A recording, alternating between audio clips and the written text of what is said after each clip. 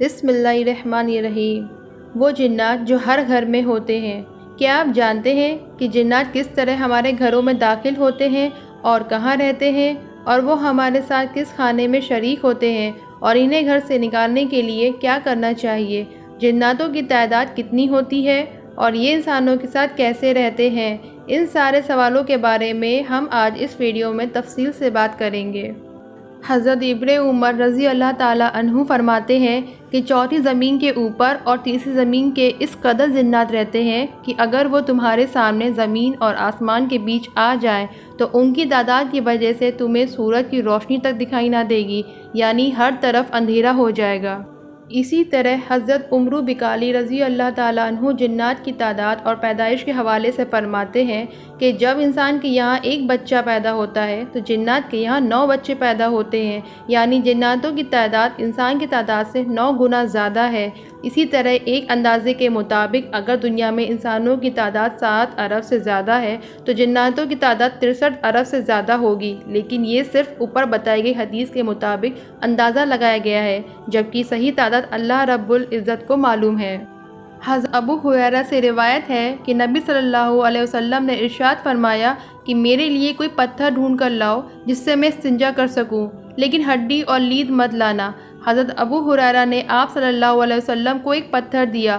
پھر جب آپ استنجا سے فارغ ہوئے تو میں نے عرض کیا کہ یا رسول اللہ، آپ نے ہڈی اور لید سے کیوں منع فرمایا؟ تو نبی صلی اللہ علیہ وسلم نے فرمایا کہ ہڈی اور لید جناتوں کی خوراک ہے، یعنی غذا ہے، اور فرمایا میرے پاس نصیبین جنوں کا ایک گروپ آیا تھا۔ انہوں نے مجھ سے خوراک مانگی تو میں نے اللہ تعالیٰ سے دعا کی، یا اللہ، یہ جن جس بھی ہڈی اور لید کے پاس گزرے تو اسی پر اپنی غذا موجود پائے، یعنی بخاری شریف کی حدیث سے ثابت ہے کہ ہڈی اور لید جناتوں کی پسندیدہ خوراکوں میں سے ایک ہے۔ نجحانۃ القاری جلد 7 میں ہے کہ جنات جس بھی ہڈی کو لیتے ہیں اس پر گوشت آ جاتا ہے، اور جس بھی لید یعنی گوبر کو لیتے ہیں وہ ان کے لیے دانہ یا پھل بن جاتا ہے۔ گوبر تو ناپاک ہے تو اس کا کھانا جائز کیسے ہے؟ وہ اس لیے کہ ماہیت بدلنے سے ناپاک چیز بھی پاک ہو جاتی ہے۔ جنات ہڈیوں اور لید کے علاوہ کئی چیز کھاتے ہیں، جیسے کہ حضرت عمر رضی اللہ تعالیٰ عنہ نے ان انصاری صحابہ سے پوچھا تھا کہ جو جنات کی چنگل سے بچ کر بھاگ کر آیا تھا کہ بتاؤ جناتوں کی غذائیں کیا ہیں؟ تو انہوں نے عرض کیا کہ وہ لوبیا کھاتے ہیں اور وہ ہر چیز کھاتے ہیں جس پر اللہ کا نام نہ لیا گیا ہو۔ پھر حضرت عمر نے پوچھا کہ وہ کیا پیتے ہیں؟ تو ان انصاری صحابہ نے جواب دیا ان کا پینا ظرف ہے، اس سے مراد یا تو وہ ایسی خاص ہے جس سے پیاس نہیں لگتی، یا پھر پانی جو ڈھک کر نہ رکھا ہو۔ حضرت جلال الدین سیوطی رحمۃ اللہ نقل کرتے ہیں کہ تمام مسلمانوں کے گھروں کی چھتوں پر جن رہتے ہیں۔ جب انسان دوپہر اور رات کے کھانے کا دسترخوان بچھاتے ہیں تو وہ جنات بھی چھتوں سے اتر کر آ جاتے ہیں اور ساتھ ہی بیٹھ کر کھانا شروع کر دیتے ہیں، اور انہی کے ذریعے اللہ رب العزت شریر جناتوں کو گھر سے بھگا دیتا ہے۔ یعنی نہ صرف جنات گھر میں آباد ہوتے ہیں بلکہ انسانوں کے ساتھ کھانا بھی کھاتے ہیں، اور گھروں میں موجود ان نیک جناتوں کی وجہ سے شریر جنات گھر سے دور رہتے ہیں۔ وہ جنات جو گھروں میں رہتے ہیں انہیں عامر کہا جاتا ہے، جس کی جگہ عمار ہوتی ہے۔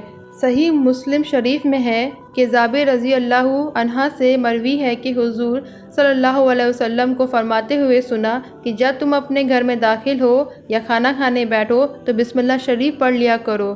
شیطان اپنی ذریعہ سے کہتا ہے کہ نہ تم اس گھر میں رہ سکتے ہو اور نہ ہی کھانا کھا سکتے ہو، اور بسم اللہ شریف نہ پڑھی جائے تو شیطان کہتا ہے یہی جگہ تمہارے رہنے کی ہے، اور کھانے کے وقت بھی بسم اللہ شریف نہ پڑھی جائے تو شیطان کہتا ہے تمہیں رہنے کی جگہ بھی مل گئی، کھانے کو بھی مل گیا۔ نیک جناتوں کے بارے میں تو ہم نے بتا دیا کہ وہ مسلمان گھرانوں کی چھتوں پر رہتے ہیں، جبکہ شریر جناتوں کے بارے میں ہے کہ وہ گھر میں موجود بیت الخلاء اور کچروں کے ڈھیر اور غسل خانے میں رہتے ہیں۔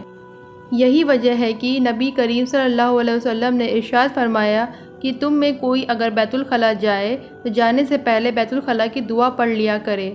حضرت جابر رضی اللہ تعالیٰ عنہ سے مروی ہے اور ایک روایت بھی ملتی ہے، نبی کریم صلی اللہ علیہ وسلم نے فرمایا کہ اے لوگو، اپنے گھروں سے گوشت کی چکنائی والا کپڑا یا دستی رومال جس پر گوشت کی چکنائی موجود ہو یا لگی ہوئی ہو تو اسے نکال دو یا دھو لیا کرو، کیونکہ وہ شریر جناتوں کی جگہ ہے اور ان کی قیامگاہ ہے۔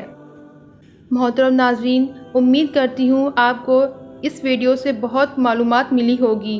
دعا ہے کہ اللہ تعالیٰ آپ کو اور ہمیں دنیا اور آخرت کی بھلائیوں سے نوازے اور شیطان اور شریر جناتوں سے ہماری حفاظت فرمائے، آمین یا رب العالمین۔